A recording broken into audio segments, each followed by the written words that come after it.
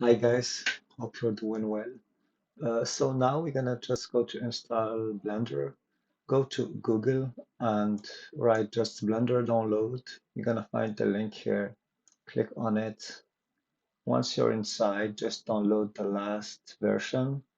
Actually, it's 2.93.4.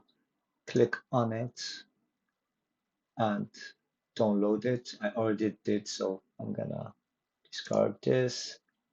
So once it's done, just show in folder here. It's gonna be in your download folder. Click on it and it's gonna install it.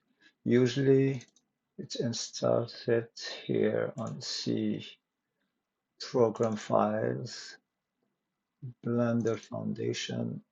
The last version is here.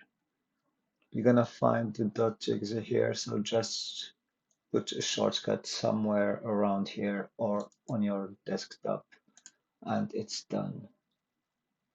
That's it, guys. See you in the next video. Bye.